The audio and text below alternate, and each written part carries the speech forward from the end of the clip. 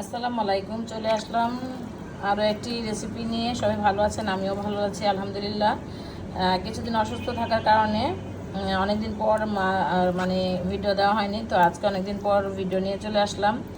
তো আজকে রান্না করবো কেসকি মাছ। দেখতেই পাচ্ছেন মাছগুলি এত সুন্দর, একটাও কিন্তু মাছ আজকে ভাঙে নাই। আরও সুন্দর ছিল, কিন্তু মাছগুলি ধোয়ার পরে একটু এরকম হয়ে গেছে। যাই হোক, অনেক সুন্দর হয়েছে মাছগুলি আজকে। তো হাতে মেখে আজকে মাছগুলি আমি রান্না করে দেখাবো। চলুন তাহলে শুরু করি। মাছগুলি আমি ঢেলে নিচ্ছি। এখানে 250 গ্রাম মাছ আছে, তো এটাই সুন্দর হয়ে যাবে আমাদের। পেঁয়াজ কুচি 1 মুঠ,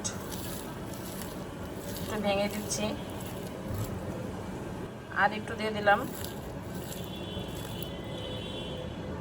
কাঁচামরিচ 4টা, টমেটো কুচি এখানে 2টা,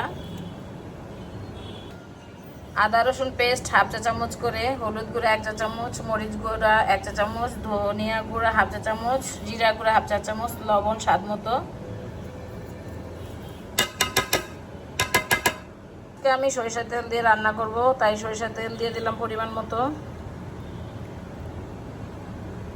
এখন সবগুলি ভালো মতো মেখে নিব, হালকা হাতে মেখে নিব, আলতো হাতে আর কি।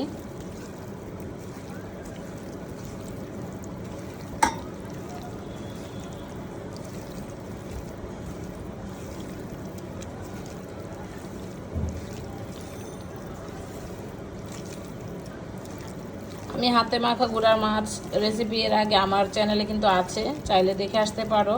আমড়া দিয়ে, জলপাই দিয়ে। আজকে আমি শুধু করছি টমেটো দিয়ে।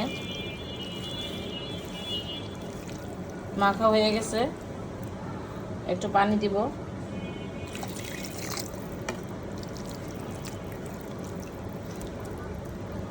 আর একটু সামান্য পানি দিয়ে চুলায় বসিয়ে দিব। আর একটু পানি দিয়ে দিলাম, চুলায় বসিয়ে দিয়েছি, ঢাকনা দিয়ে ঢেকে দিলাম, রান্না হতে থাক।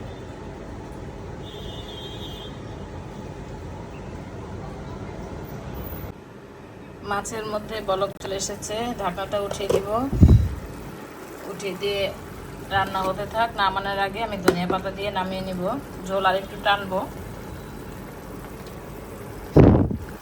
ছোট মাছ হাতে মেখে রান্না করলে বেশি একটা সময় লাগে না। তো যেহেতু এখন আমাদের গ্যাসের সমস্যা, তাই শর্টকাট রান্না করার চিন্তা করি। কারণ কারেন্টের চুলায় অনেক বিল কাটে, কারেন্ট কাটে আর কি।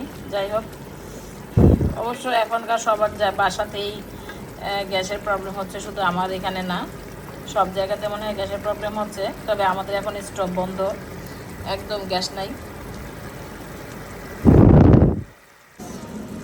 রান্না হয়ে গেল হাতে মেখে গুঁড়া মাছ, কেসকি মাছের রেসিপি। যাদের গ্যাসের সমস্যা তারা চাইলে শর্টকাটে এইভাবে রান্না করতে পারো। তো এই যে এখন ফ্রেশ ধনিয়া পাতাটা দিয়ে দিচ্ছি। লবণ টবণ সব ঠিক আছে দেখে নিছি। তো আজকের এই হাতে মাখা কেসকি মাছ রেসিপি কেমন হয়েছে অবশ্যই কমেন্ট করে জানাবা। আর একটা লাইক দিবে, আর ফুল ওয়াচ করার চেষ্টা করবে। যেহেতু আমি সবার ভিডিও ফুল ওয়াচ করি, তোমরাও চেষ্টা করে ফুল ওয়াচ করার জন্য।